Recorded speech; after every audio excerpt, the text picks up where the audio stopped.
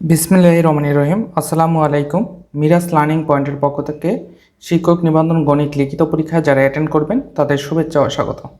আমরা analytic vector and geometry বইয়ের যুগল সরলরেখার দ্বিতীয় লেকচার নিয়ে হাজির হয়েছি। দ্বিতীয় লেকচারের অধীনে আমাদের যে ফার্স্ট কোশ্চেনটা সেটা হচ্ছে প্রশ্ন 2। প্রশ্নে কি বলা আছে? সাধারণ দ্বিঘাত সমীকরণ a x square plus 2h x y plus b y square plus 2gx plus 2fy plus c = 0 দ্বারা প্রকাশিত দুটি সরলরেখার মধ্যবর্তী কোণ থিটা হলে, অর্থাৎ এই যে দ্বিঘাত সমীকরণ দ্বারা প্রকাশিত দুইটা সরলরেখা বোঝায়, সেই দুইটা সরলরেখার মধ্যবর্তী কোণ যদি থিটা হয়, সেই মধ্যবর্তী কোণ থিটা হলে প্রমাণ করতে বলছে tan θ = 2√h² - ab divided by a plus b। এটা জাতীয় বিশ্ববিদ্যালয়ের অধীনে অনার্সে 97 2009, বিএসসি পাস করছে 2007 সালে এসেছে। এবং এই স্টেপ থেকে আরও প্রমাণ করতে বলছে, আরও প্রমাণ করো যে যদি রেখাদ্বয় পরস্পর লম্ব হয় তবে a প্লাস b সমান 0, এবং রেখাদ্বয় যদি পরস্পর সমান্তরাল হয়, অর্থাৎ ওই দুইটা সরলরেখা যদি একটি আরেকটার উপর লম্ব হয় তবে প্রমাণ করতে হবে a প্লাস b = 0, আর যদি রেখাদ্বয় একটা আরেকটার সাথে কি সমান্তরাল হয় তবে প্রমাণ করতে হবে h² = ab। এছাড়া কোশ্চেনটা এরকমের আসতে পারে, অথবা দিয়ে যুগল রেখার বা যুগল সরলরেখার মধ্যবর্তী কোণ নির্ণয় করো। তার মানে এই ক্ষেত্রে যেতটুকু লিখতে হবে সেটা হচ্ছে এই যে tan θ, তখন আর এই যে দ্বিতীয় স্টেপ এখানে লিখতে হবে না। তো এখন আমরা প্রমাণে দেখি প্রমাণটা কিভাবে আসলে করব। তো এখানে প্রুফ মনে করি সাধারণ দ্বিঘাত সমীকরণ, অর্থাৎ আমার যে দ্বিঘাত সমীকরণটা উল্লেখ ছিল সেই দ্বিঘাত সমীকরণটা লিখে নিলাম। দ্বিঘাত সমীকরণটা কি? ax² plus 2hxy plus by² plus 2gx plus 2fy plus c = 0, এটাকে 1 নং ধরে নিলাম। এখন এই ইকুয়েশনটা কিন্তু দুইটা সরলরেখা প্রকাশ করে। কয়টা সরলরেখা প্রকাশ করে? দুইটা সরলরেখা প্রকাশ করে। আমরা কিন্তু যুগল সরলরেখার সংজ্ঞা থেকে সে ব্যাপারটা জানি। তাহলে আমরা যদি সরলরেখার কথা চিন্তা করি, সরলরেখা নিয়ে যদি আমরা একটু চিন্তা করি, সরলরেখার মানে সমীকরণ কি? সরলরেখার সমীকরণ মূলত হচ্ছে একটা সমীকরণ লিখি ln x plus m1 y plus n1 y, এটা কিন্তু আদর্শ সরলরেখার সমীকরণ। আর একটা সমীকরণ লিখি সরলরেখার l2x plus m2y plus n2 = 0। এই দুইটা সরলরেখা যখন আমরা গুণ করব, ln x plus m1 y plus n1 into l2x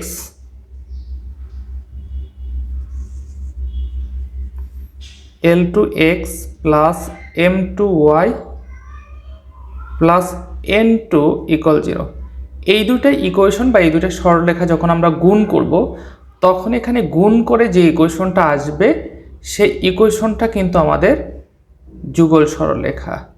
কি সরলরেখা? যুগল সরলরেখা। আমরা কিন্তু যুগল সরলরেখার সংজ্ঞায় এই জিনিসটা দেখেছিলাম, যুগল সরলরেখা। তাহলে আমাদের এইখানে যদি আমরা গুণ করি, একটু যদি খেয়াল করি, ln x দ্বারা যদি এই প্রথমটাকে গুণ করি তাহলে কি হবে? ln l2x²। আবার দ্বিতীয়টা করলে একটা পদ আসবে, তার মানে এই তিনটা দিয়ে তিনটাকে গুণ করলে টোটাল 9টা পদ আসবে, যেটা যুগল সরলরেখা নির্দেশ করে। আর যুগল সরলরেখা মানে হচ্ছে দুইটা সরলরেখার একত্রিত রূপ। কি রূপ? একত্রিত রূপ। তাহলে সেই দৃষ্টিকোণ থেকে এইখানে যে আমাদের সেই দৃষ্টিকোণ থেকে আমরা এইখানে যে সমীকরণটা উল্লেখ করা ছিল কোশ্চেনে, সেই সমীকরণটা এটা, এবং বলা ছিল এই সমীকরণ দ্বারা দুইটা সরলরেখা প্রকাশ করে। এবং যেহেতু আমাদের দুইটা সরলরেখা প্রকাশ করে, তাহলে সেই সরলরেখাদ্বয় আমরা একটা ধরে নিলাম ln x plus m1 y plus n1 = 0, আর একটা সরলরেখা l2x plus m2 y plus n2 = 0। তাহলে দুইটা সরলরেখা, সেই দুইটা সরলরেখা আমরা ধরে নিলাম। যেহেতু এই যে সাধারণ দ্বিঘাত সমীকরণটা আছে সেই দ্বিঘাত সমীকরণ দুইটা সরলরেখা নির্দেশ করে।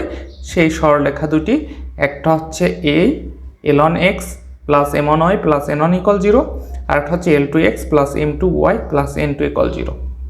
তাহলে যথাক্রমে এটা 2 নং, এটা হচ্ছে 3 নং। তাহলে 2 এবং 3 এর যৌথ সমীকরণ। এখন এটাকে যুগল সরলরেখায় কনভার্ট করব। কেন যুগল সরলরেখায় কনভার্ট করব? কারণ হচ্ছে এই 1 নং যেহেতু আমার যুগল সরলরেখা, কারণ এই ইকুয়েশন দ্বারা দুইটা সরলরেখা নির্দেশ করে, তাহলে এই দুইটা সমীকরণকে যদি আমরা যুগল সরলরেখায় কনভার্ট করতে পারি তাহলে দুইটা কি করতে পারবো? কম্পেয়ার করতে পারবো।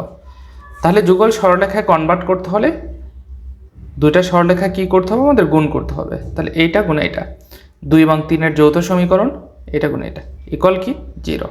এখন ln x দ্বারা এই তিনটাকে গুণ করব, এটা আসে m1 y দ্বারা এই তিনটাকে গুণ করলে এই যে এই তিনটা পদ আসে, এবং n1 দ্বারা যদি গুণ করি এই তিনটাকে টোটাল 9টা পদ আসবে ইকুয়াল কি 0। এরপরে আমাদের ln l2 x² প্লাস, এখন xy রিলেটেড যে পদগুলো আছে সেই পদগুলো থেকে আমরা xy কমন নিব। তাহলে xy যদি কমন নেই তাহলে এখানে থাকবে কি ln m2 plus l2 m1। তাহলে xy রিলেটেড পদ আছে কয়টা? একটা আর একটা, দুইটা। তো তারপরে লিখব হচ্ছে y²। তাহলে y² রিলেটেড পদ কয়টা? একটা, m1 m2 y²। তারপরে প্লাস, এখন x রিলেটেড পদ আছে কয়টা? দুইটা। সেই x রিলেটেড পদ থেকে আমরা x কমন নিব। কোন দুইটা? এই যে ln n2x আর একটা আছে l2 n1x। তাহলে এই দুইটা থেকে x কমন নিলে কি হবে? ln n2 plus l2 n1 into x। তাহলে y রিলেটেড পদ দুইটা, m1 n2y আর একটা হচ্ছে m2 n1y। তাহলে এই দুইটা পদ থেকে y কমন নিলে আমরা পাবো plus m1 n2 plus m2 n1y, plus বাকি থাকবে কোনটা? এই যে পদটা কনস্ট্যান্ট n1 n2 = 0। এটা হচ্ছে 4 নং সমীকরণ। এখন এইখানে একটু খেয়াল করলে বুঝতে পারবেন এটা কিন্তু আমাদের কি সরলরেখা চলে আসলো? যুগল সরলরেখা। কার যুগল সরলরেখা? 2 এবং 3 নং। অর্থাৎ এইখানে এই সমীকরণটা যুগল সরলরেখা। যেহেতু যুগল সরলরেখা, তাহলে এটার ভিতরে, অর্থাৎ এটাকে বিশ্লেষণ করলে বা এটাকে আমরা যদি ক্যালকুলেশন করি তাহলে দুইটা সরলরেখা পাবো। সেই দুইটা সরলরেখা হবে 2 এবং 3 নং সরলরেখাটি। এখন এইখানে 1 নং সরলরেখাটাও কিন্তু আমার যুগল সরলরেখা ছিল, কারণ দুইটা সরলরেখা প্রকাশ করে 1 নং ইকুয়েশন দ্বারা। সুতরাং 1 নং এবং 4 নংকে আমরা কম্পেয়ার করব। কেন কম্পেয়ার করব? কারণ যেহেতু দুইটা সরলরেখাই যুগল সরলরেখা বা একজোড়া সরলরেখা নির্দেশ করে, তাহলে 1 এবং 4 নং ইকুয়েশনটা বা সমীকরণটা কি অভিন্ন, অর্থাৎ একই জিনিস নির্দেশ করে, তাই একই।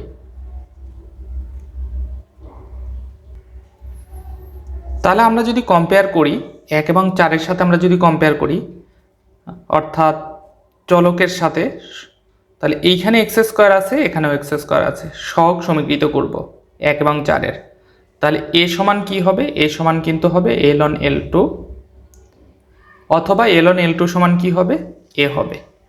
আবার এখানে xy এর সাথে কি আছে সহগ? 2h। তাহলে আমরা এখানে xy এর সহগ কি আছে? ln m2 plus l2 m1। তাহলে আমরা কিন্তু ln m2 plus l2 m1 সমান কি লিখতে পারবো? 2h। তো তারপরে y² এর সহগ কত? m1 m2। এখানে y² এর সহগ কত? b। তার মানে m1 m2 সমান কি লিখতে পারবো? b। তারপরে এই যে x এর সহগ কি? এখানে 2g, আর এইখানে x এর সহগ কি? ln n2 plus l2 n1। তাহলে ln n2 plus l2 n1 কে আমরা কি লিখতে পারবো? ইকুয়াল 2g লিখতে পারবো। তো তারপরে এইখানে y এর সহগ কত? 2f। তাহলে 2f সমান কি আমরা লিখতে পারবো? কারণ এখানে y এর সহগ এটা, তাহলে m1 n2 plus m2 n1 সমান কি লিখতে পারবো? 2f। তারপরে c, আর এখানে কনস্ট্যান্ট কি? n1 n2। তাহলে n1 n2 সমান আমরা কি লিখতে পারবো? c। অর্থাৎ 1 এবং 4 নং এর সমীকরণকে সহগ সমীকৃত করতে পারবো। কেন? কারণ দুইটা সমীকরণই যুগল সরলরেখা নির্দেশ করে এবং দুইটা সমীকরণই এক এবং অভিন্ন। তাই এর পরের পৃষ্ঠায় আমরা সেই জিনিসটা করব। দেখুন এখানে কিন্তু তাই করা হয়েছে। এখানে 1 এবং 4 নং সমীকরণ অভিন্ন, সুতরাং 1 ও 4 নং তুলনা করে পাই এ সমান এটা, 2s সমান এটা, বি সমান এটা, 2g সমান এটা, 2f সমান এটা এবং c সমান n1 n2।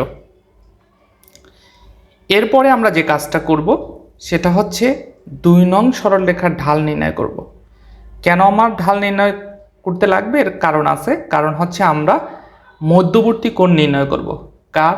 2 নং এবং 3 নং সরলরেখার মধ্যবর্তী কোণ নির্ণয় করব। আর মধ্যবর্তী কোণ নির্ণয়ের সূত্র হচ্ছে, আমরা একটু যদি সূত্রটা দেখি, সূত্রটা হচ্ছে দুইটি সরলরেখার মধ্যবর্তী কোণ নির্ণয়ের সূত্র tan থিটা সমান যে দুইটা সরলরেখার মধ্যবর্তী কোণ বের করব তার ঢালদ্বয়ের গুণফল। ঢালদ্বয়ের গুণফল না, ঢালদ্বয়ের বিয়োগফল হবে উপরে লবে, ঢালদ্বয়ের বিয়োগফল ডিভাইডেড বাই 1 প্লাস, এখানে হবে ঢালদ্বয়ের গুণফল, তাহলে ঢালদ্বয়ের গুণফল। তাহলে আমার যেহেতু মধ্যবর্তী কোণ বের করতে হবে, তাহলে অবশ্যই যে দুইটা সমীকরণের মধ্যবর্তী কোণ বের করব তার কি লাগবে? ঢাল দুইটা বের করতে হবে। তাহলে আমার 2 নং ইকুয়েশন কি ছিল? 2 নং ইকুয়েশন ছিল L1x plus M1y plus N1 = 0। এটা ছিল আমার 2 নম্বর ইকুয়েশন। এবং 3 নম্বর ইকুয়েশন কি ছিল? L2x plus M2y plus N2 = 0। এটা ছিল 3 নং সমীকরণ। এখন তাহলে যেহেতু আমার মধ্যবর্তী কোণ বের করতে হবে, তাহলে ঢাল, দুইটা সমীকরণের ঢাল বের করতে হবে। তাহলে 2 নং সমীকরণের ঢাল কি হবে? 2 নং সমীকরণের ঢালকে আমরা ক্যাপিটাল M1 দ্বারা সূচিত করি। ক্যাপিটাল M1 সমান ঢাল বের করার সূত্র হচ্ছে মাইনাস x এর সহগ। তাহলে x এর সহগ কত? x এর সহগ কিন্তু L1। এটা কিন্তু আমরা 2 নং সমীকরণের ঢাল বের করতেছি। মাইনাস x এর সহগ ডিভাইডেড বাই y এর সহগ। y এর সহগ কত? M1। সেম ওয়েতে 3 নং সমীকরণে যদি ঢাল বের করি, সেই ঢালকে M2 দ্বারা সূচিত করলাম, তাহলে সেটা কি হবে? মাইনাস x এর সহগ ডিভাইডেড বাই y এর সহগ। তাহলে এইটা হচ্ছে 2 নং সমীকরণের ঢাল, এটা হচ্ছে 3 নং সমীকরণের ঢাল। তাহলে দেখুন 2 নং সমীকরণের বা 2 নং সরলরেখার ঢাল equal minus L1 divided by M1, এটাকে আমরা M1 দ্বারা সূচিত করলাম। এবং 3 নং সমীকরণের ঢাল বা সরলরেখার ঢাল minus L2 divided by M2, এটাকে আমরা ক্যাপিটাল M2 দ্বারা সূচিত করলাম। ঠিক আছে? তাহলে 2 এবং 3 সমীকরণের ঢাল কিন্তু আমরা পেয়ে গেলাম। এখন এইখানে কিন্তু সাইড নোট করা আছে যে M ঢাল বিশিষ্ট সরলরেখার সমীকরণের ক্ষেত্রে ঢাল বের করার সূত্র হচ্ছে মাইনাস x এর সহগ ডিভাইডেড বাই y এর সহগ। এখানে কিন্তু সাইড নোট করা আছে, সেটা অবশ্যই পাবেন। তো এখন আমাদের যে টার্গেট, ঢাল কেন বের করলাম? কারণ হচ্ছে মধ্যবর্তী কোণে বের করতে আমাদের লাগবে। তাহলে মধ্যবর্তী কোণটা কি ছিল? সূত্রটা tan থিটা সমান প্লাস মাইনাস ঢালদ্বয়ের বিয়োগফল ডিভাইডেড বাই 1 প্লাস ঢালদ্বয়ের গুণফল। তাহলে দেখুন, তাহলে ঢালদ্বয়ের বিয়োগফল কি হবে? তাহলে আমার প্রথম 2 নং সরলরেখার ঢাল কি? M1। আর 3 নং সরলরেখার ঢাল কি? M2। তাহলে ঢালদ্বয়ের কি? বিয়োগফল। তাহলে M1 minus M2 divided by 1 plus ঢালদ্বয়ের গুণফল M1 ইন্টু M2। এখন আমরা মানগুলো বসিয়ে দিব। তাহলে tan থিটা সমান প্লাস মাইনাস M1 ঢালের মান কত? Minus L1 divided by M1 minus M2 এর মান কত? Minus L2 divided by M2 1 plus M1 এর মান কত? Minus L1 divided by M1 into minus L2 divided by M2। তো এখন এইখানে প্লাস মাইনাস, এখানে কি হবে? Minus L1 divided by M1 minus minus plus L2 divided by M2। নিচে কি হবে? 1 প্লাস, যেহেতু দুইটা গুণাকারে আছে এবং দুইটার সাইনে কি মাইনাস, তাহলে গুণাকারে থাকলে মাইনাস কি হয়ে যাবে? মাইনাস যাবে না, যে প্লাস। সুতরাং সেক্ষেত্রে হবে 1 plus L1 M1 into L2 M2। এরপরে প্লাস মাইনাস, এখন এখানে আমরা কি লসাগু করতে পারি? M1 M2 লসাগু করতে পারি, তাই করলাম। M1 M2 লসাগু করলে এখানে কি হবে? উপরে minus L1 M2 plus L2 M1, আর নিচে M1 M2 লসাগু করলে কি হবে? m1 m2 plus ln l2। এখন এটা যদি আমরা উল্টায় দেই তাহলে সেই ক্ষেত্রে m1 m2 কাটা যাবে, তাহলে উপরে থাকবে কি, উপরে থাকবে কিন্তু l2, এটাকে আমরা একটু সাজাই লিখলাম, এটাই থাকবে কিন্তু এটাকে আমরা সাজাই লিখলাম, প্লাস একটা আগে লিখলাম, তাহলে l2 m1 minus ln m2, নিচে কি থাকবে, নিচে m1 m2 plus ln l2। তো তারপরে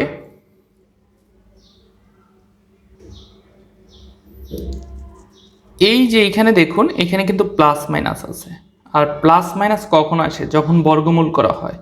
তার মানে আমরা যদি এই প্লাস মাইনাসটাকে যদি উঠিয়ে দিতে চাই তাহলে এইটার উপরে আমরা কি দিতে পারবো, একটা রুট ওভার দিতে পারবো এবং এটার সাথে একটা স্কোয়ার দিতে পারবো, তাহলে root over l2 m1 minus ln m2 whole square. এটাকে যদি আমরা বর্গমূল করি তাহলে এই যে plus minus l2 m1 minus ln m2 আসবে, তাহলে এইটার পরিবর্তে আমরা কি লিখেছি, root over l2 m1 minus ln m2 whole square. এগুলো কিন্তু আপনাদের খুব ছোট লেভেলের পড়াশোনা, তারপরও আমি একটু জাস্ট স্মরণ করিয়ে দেওয়ার স্বার্থে একটু বিস্তারিত বলছি। তো তারপরে নিচে কি আছে, ln l2 plus m1 m2। আশা করি এই লাইন থেকে এই লাইনটা ক্লিয়ার।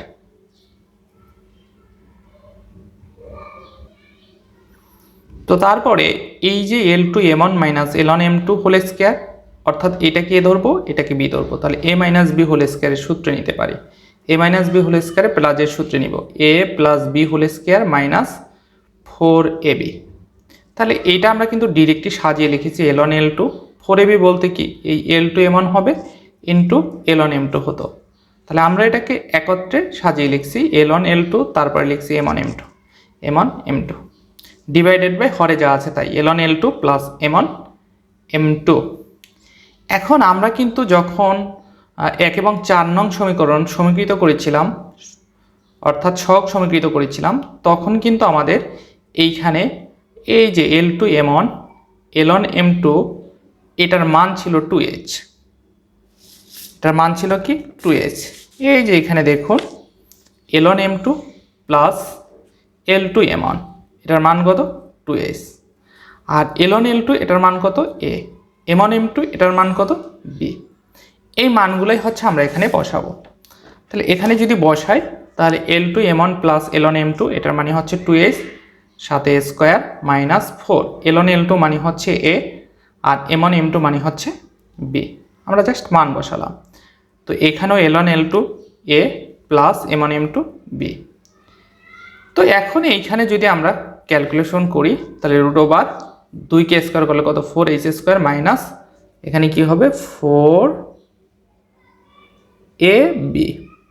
এখন আমরা এখান থেকে কি কমন নিলাম, 4 কমন নিলাম, তাহলে এখানে থাকবে কি h square minus ab divided by a plus b। এখন এইখানে কিন্তু 4 এর বর্গমূল করা যায়, তাহলে 4 এর বর্গমূল কত 2, এই কারণে 2টা বাহিরে চলে আসবে, root over h square minus ab divided by a plus b। এখন এই যে টার্মটা, এই টার্মটা কাকে ক্যালকুলেশন করে পেয়েছি, ট্যান থিটা, সুতরাং ট্যান থিটা সমান 2 into root over h square minus ab divided by a plus b, এটাই প্রমাণিত। তার মানে আমার যে 1 নং সমীকরণটা ছিল সাধারণ দ্বিঘাত সমীকরণ, সেই সাধারণ দ্বিঘাত সমীকরণটা দিয়ে দুইটা সরলরেখা নির্দেশ করে এবং সেই দুইটা সরলরেখার মধ্যবর্তী কোণটা কত, এই যে ট্যান থিটা সমান 2 into root over h square minus ab divided by a plus b।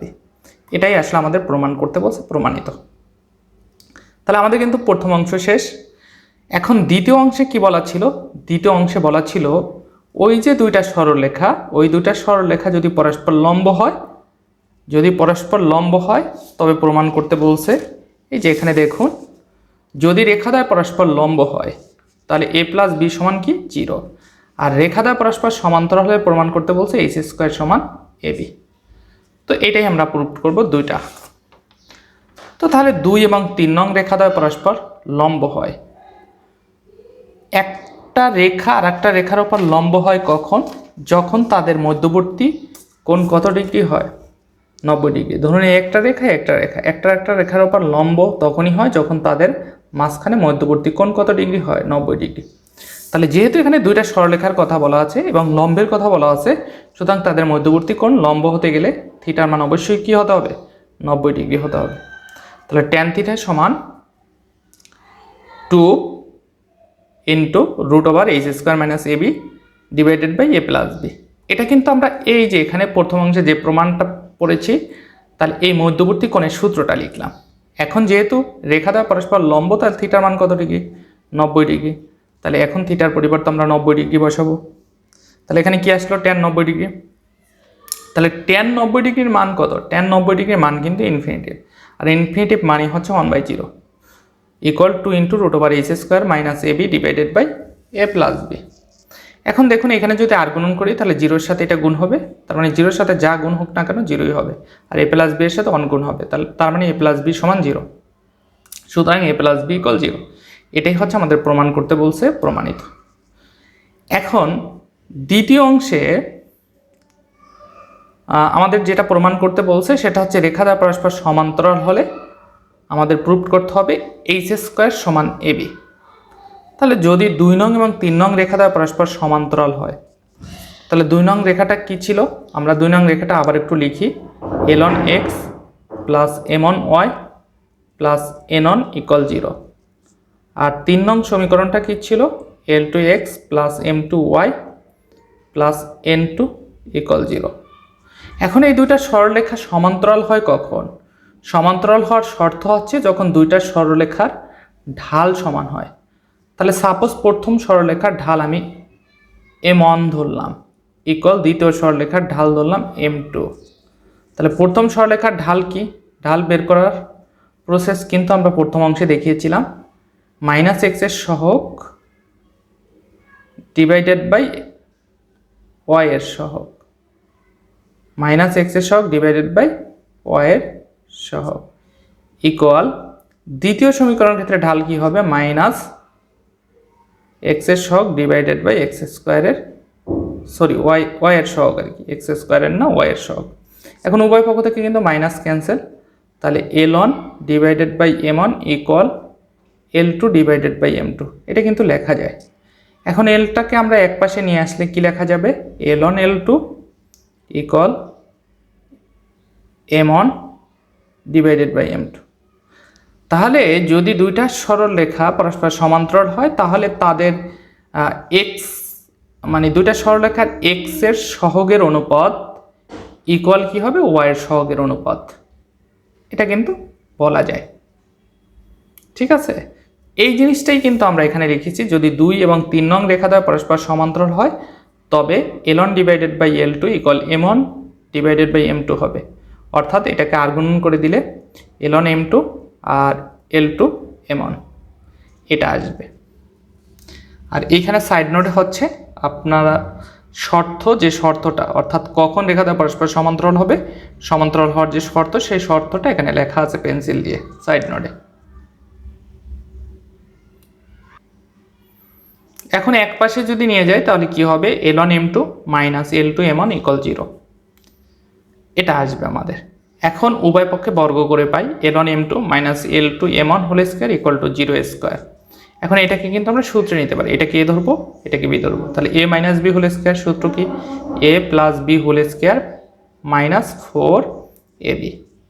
তাহলে এইটার মানে কিন্তু আমরা l one M two plus l two M one এটার মানে কিন্তু আমরা 2h জানি। আমরা কিন্তু প্রথম অংশে দেখেছিলাম l one M two plus l two M one মানে হচ্ছে কি 2h, এখানে মান বসালাম মাইনাস এল ওয়ান এল টু মানে কি? A, m one M two মানে কি? বি, তাহলে মাইনাস 4 এ বি ইকুয়াল কি 0। তাহলে এখানে কি হবে? ক্যালকুলেশন করলে 4h square minus 4 a B equal 0, বা 4 যদি আমরা কমন নেই তাহলে কি হবে? h square minus A B equal 0। তাহলে 4টাকে এ পাশে নিয়ে গেলে 0/4 মানে 0, h square minus A B equal 0, h square সমান এ বি, h স্কোয়ার সমান এ বি প্রমাণিত।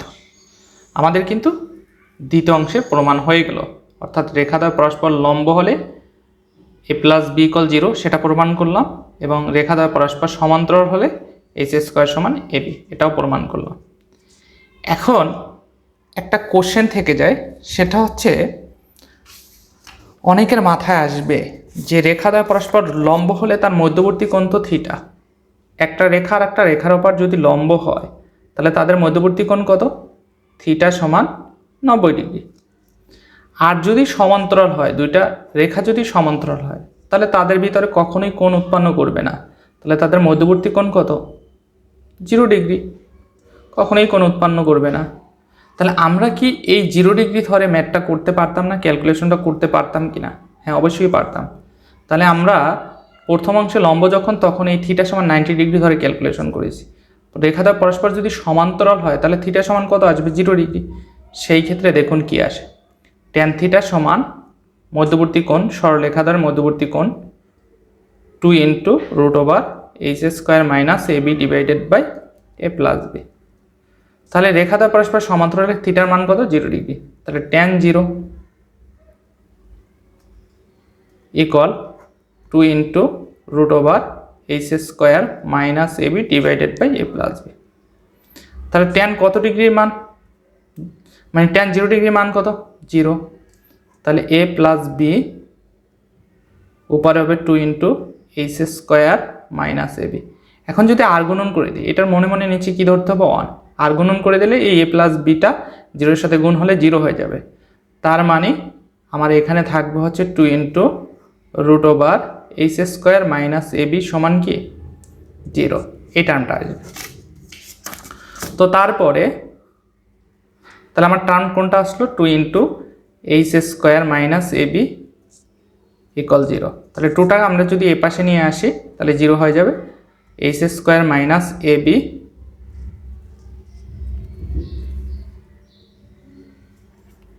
ইকুয়াল কি? 0।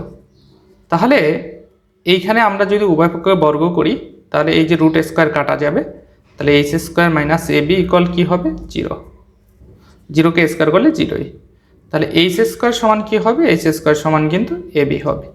তার মানে রেখা দ্বয় পরস্পর যদি সমান্তরাল হয়, সেই ক্ষেত্রে আমি যদি থিটার মান 0 ডিগ্রি ধরে মধ্যবর্তী কোণে যদি মান বসাই, লম্ব রেখা দ্বয় পরস্পর লম্ব হলে a প্লাস b সমান 0, ওইটা যেভাবে প্রমাণ করেছি থিটার মান 90 ডিগ্রি ধরে, সেম ওয়েতে রেখা দ্বয় পরস্পর সমান্তরাল হয় থিটা সমান 0 ডিগ্রি ধরে করলেও আমাদের প্রমাণটা মিলে যাবে। সেই জিনিসটাই হচ্ছে বিকল্প ওয়েতে এখানে পেন্সিল দিয়ে করা আছে, আপনারা অবশ্যই দেখে নেবেন। তবে আমার পরামর্শ থাকবে সেটা হচ্ছে, আপনারা যখন ম্যাথটা করবেন, দ্বিতীয় অংশের দ্বিতীয় প্রমাণের ক্ষেত্রে আপনারা যখন ম্যাথটা করবেন, এই বিকল্প ওয়েতে না করে প্রথমে যে ওয়েটা দেখাইছি সেই ওয়েটাতেই করবেন। এরও একটা রিজন আছে কেন করবেন। এটা করলে যে হবে না ব্যাপারটা এরকমের না, এটা করলেও হবে। তবে তিতাস প্রকাশনী বইতে আমরা যে প্রথম যেটা দেখিয়েছি সেটা ফলো করেছে। সেই ক্ষেত্রে দেখা যায় শিক্ষক নিবন্ধন গণিত লিখিত পরীক্ষায় যারা পেপার দেখে কিংবা যারা প্রশ্নকর্তা, তারা ম্যাক্সিমাম হচ্ছে তিতাস প্রকাশনী বইটা ফলো করে থাকে। আমরা বিগত সালে প্রশ্ন অ্যানালাইসিস করে দেখলে সেটাই বুঝতে পারি, কারণ তিতাস থেকে প্রশ্নগুলো কমন হয়। সুতরাং সেক্ষেত্রে আমাদের তিতাসের সলিউশনটা দেওয়াটাই বেটার হবে। তো আশা করি বুঝতে পারছেন। এই বিকল্প এটা করানোর কারণ হচ্ছে আপনাদের যাতে বুঝতে ইজি হয়, আপনাদের যাতে মনের ভিতরে সন্দেহ না থাকে যে এটা করলে হবে কিনা। হ্যাঁ, অবশ্যই হবে। তো আজকের মতো এখানেই শেষ। আল্লাহ হাফেজ, সবাই ভালো থাকবেন।